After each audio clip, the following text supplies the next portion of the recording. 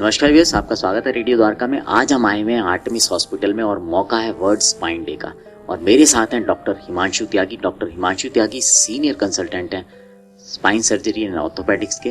Doctor Himanshu, आपका स्वागत है। Thank you sir. Doctor Himanshu, मैं आपसे जानना चाहूँगा ऐसी 5 साइन, मतलब जब आदमी को लगता है कि वो, हिंदुस्तान में ऐसा होता है कि बैक पेन से लोग परेशान होते रहते हैं लेकिन डॉक्टर के पास नहीं जाते, या जाते हैं तो फिर बुझे हुए मन से जाते हैं।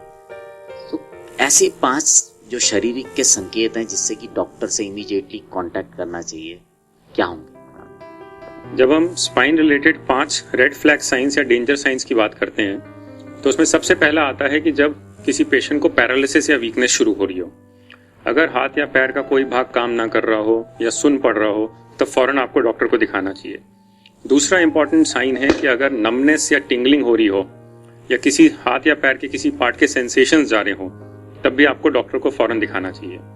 तीसरा है कि अगर मोशन या यूरिन का कंट्रोल जा रहा हो, जिसको कि हम कॉर्डा इक्वाइना सिंड्रोम कहते हैं, अगर ये सिचुएशन है तो नॉर्मली 6 या 8 घंटे के अंदर ही अगर हम सर्जरी करते हैं तो पेशेंट पूरी तरह से ठीक भी हो जाता है।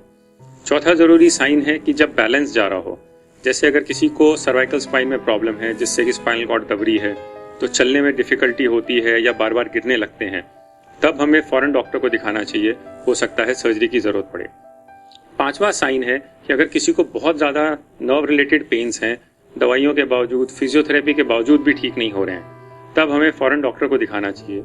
हर पेन के लिए सर्जरी की ज़रूरत नहीं होती, लेकिन ऐसे नर्व रिलेटेड पेन्स जो कि दवाइयों से कंट्रोल ना हो रहे हो, अगर हम इनको नज़रअंदाज करते हैं तो फ्यूचर में यही पैरालिसिस में या कॉर्डा इक्वाइना सिंड्रोम में या परमानेंट सेंसरी लॉस में बदल सकते हैं। तो इन 5 साइंस में से अगर कोई भी साइन है तो तुरंत अपने स्पाइन स्पेशलिस्ट को जरूर दिखाएं। अच्छा डॉक्टर त्यागी, एक और चीज जानना चाहूंगा कि सर्जरी का नाम सुन के ना जनरली लोग अल्टरनेटिव थेरेपीज को ढूंढने लग जाते हैं। आप एक्सपीरियंस करते होंगे इस चीज को। ये फियर की वजह क्या है? मतलब क्या पास्ट एक्सपीरियंसेस ऐसे थे कुछ, या इसका कोई ट्रैक है, या लोग जस्ट सुनते हैं और एक दूसरे को आगे बताते रहते हैं?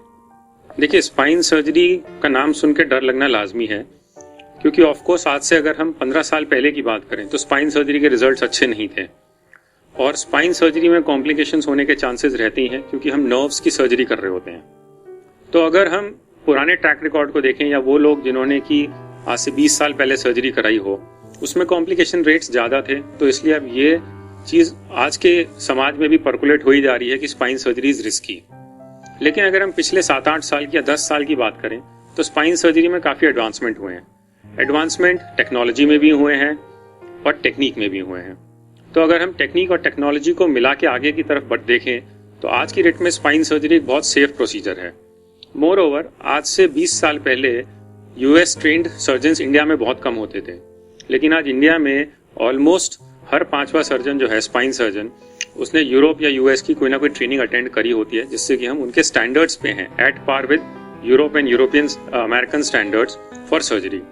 तो वही टेक्निक हम यूज कर रहे हैं जो वर्ल्ड के बेस्ट कंट्रीज में है, वही रिसोर्सेज हैं, वही सर्जन्स हैं, वही स्किल्स हैं। तो हम अब एक बहुत अच्छा रिजल्ट आज की डेट में दे सकते हैं। Thank you doctor Tyagi, thanks a lot.